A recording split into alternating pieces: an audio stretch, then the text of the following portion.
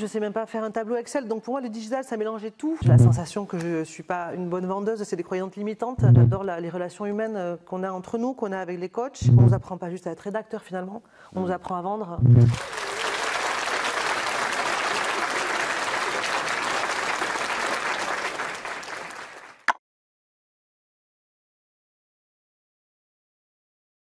Bonjour Maëva. Salut.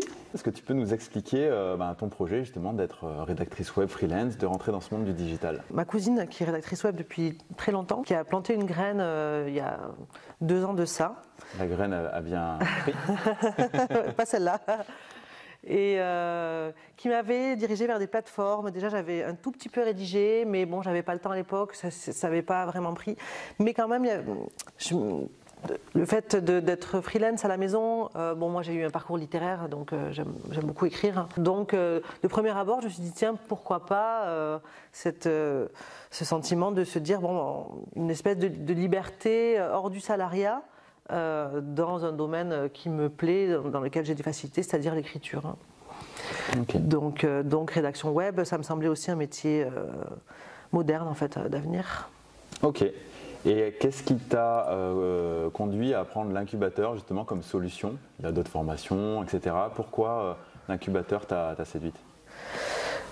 Pour l'accompagnement personnel, pour l'accompagnement plus approfondi en fait. Tous ces coachings de groupe, les coachings individuels, le fait d'avoir une cohorte, de ne pas être seul en fait. Et je me suis vraiment dit que c'est ça qui avait de la valeur. Je me suis renseignée évidemment en ligne sur toi, Referencio. Ça m'a donné confiance, que j'avais pas affaire à des débutants. J'avais l'impression que tu maîtrisais ton sujet. Et donc je me suis dit que ça valait vraiment le coup. En fait, j'ai besoin d'être un peu poussée en fait. Donc par rapport à une formation classique, c'était pas l'information que tu venais chercher, pas seulement en tout cas, non, pas seulement. Mais ce côté coaching individuel, petit groupe, qui allait te booster dessus dans ton parcours. Ouais, ce coup de boost et le coup de boost du groupe et du coaching, et presque, après moi c'est personnel, avoir presque des comptes à rendre quoi. Chaque mois on a un coaching individuel, donc chaque mois c'est bien d'avoir quand même avancé. Oui, tu peux pas venir en disant j'ai rien fait quoi. Voilà. Que ça pour moi, mais aussi pour la personne parce qu'on mise les uns sur les autres quoi. Ouais, donc c'est ça qui m'a beaucoup plu. Ok. Et qu'est-ce que ça t'a apporté là? Ça fait un peu plus de 6 mois que tu es dans cet accompagnement. C'est quoi ta plus grosse transformation, victoire? Tu l'exprimes comme tu le souhaites? Alors, ce que je ressens le plus fort vraiment en moi, c'est une transformation de moi, en fait, personnelle. Je me suis toujours renouvelée dans la vie, j'ai eu plein d'activités différentes et celle-ci, c'est encore une nouvelle. Et qui, il y a quelques années, j'ai fait ni du marketing ni du digital. Donc, faire du marketing digital, ça me paraissait un peu hors cadre. C'était un peu le risque aussi. Quand je disais autour de moi, je vais faire du marketing digital, les gens me disaient, mais tu étais sûr? Ça ne me ressemblait pas. Ouais. Et en fait, ça me plaît. Beaucoup. Au-delà du fait d'avoir envie d'être freelance, de travailler à la maison et de gagner bien ma vie, il y a autre chose qui me nourrit en fait. J'aime le SEO.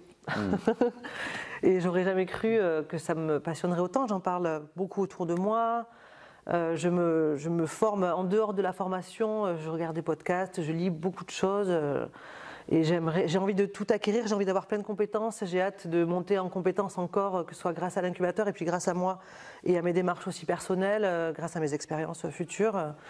Voilà, je me vois dans quelques années cartonner en SEO et ça m'inspire en fait. Oui, parce que tu es vraiment rentré à la base, une de tes peurs, c'était de te dire, en fait, j'y connais rien du tout, je débarque et j'ai même pas le vocabulaire, je comprends pas tout, etc. Oui, je sais même pas faire un tableau Excel. Donc pour moi, le digital, ça mélangeait tout. Ouais. Moi, sur un ordi, oui, j'ai écrit un mémoire, mais encore une fois, c'est très littéraire. Donc là, tout d'un coup, je me suis dit qu'il y a quand même des chiffres. Et puis le marketing, j'ai la sensation que je suis pas une bonne vendeuse, c'est des croyances limitantes. Mais j'étais quand même là-dessus. Donc marketing digital, c'est vraiment deux choses complètement hors de mon monde. Et là, les deux, tout d'un coup, me lancer là-dedans dans une formation aussi intense que l'incubateur, il y avait un certain risque, en fait. Mais au fond de moi, j'avais le feeling et c'est sans regret. Je suis hyper contente et je sens que ça va prendre et que ça va durer, quoi. Maintenant, tu peux parler avec des clients de web marketing, c'est ton nouveau vrai monde, quoi, c'est ton identité d'aujourd'hui. Ouais, et même je parle web marketing avec des gens qui me disent s'y connaître, et je me rends compte qu'en fait, je m'y connais plus qu'eux. Avec certains, évidemment, il y a différents levels.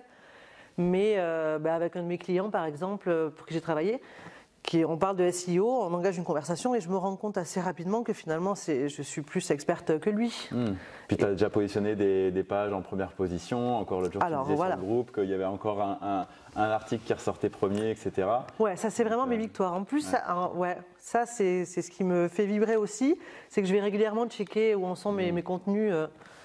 Même si ça y est, ils sont livrés, ils sont payés et que je peux complètement les oublier, je vais régulièrement checker et puis ils sont encore bien positionnés.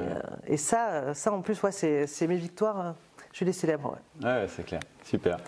Et qu'est-ce que tu conseillerais justement à quelqu'un qui veut devenir rédacteur web, qui hésite peut-être entre une formation, un accompagnement comme l'incubateur? Pour moi, il n'y a pas photo, c'est investir sur soi-même, mais c'est être accompagné par des gens de confiance. La bienveillance, il y a vraiment aussi vraiment un état d'esprit. J'adore les relations humaines qu'on a entre nous, qu'on a avec les coachs. Je sens que tout le monde mise sur notre réussite en fait. Que c'est pas parce que ça y est, on a pris la formation et que c'est bon. Et je trouve que les suivis sont de qualité.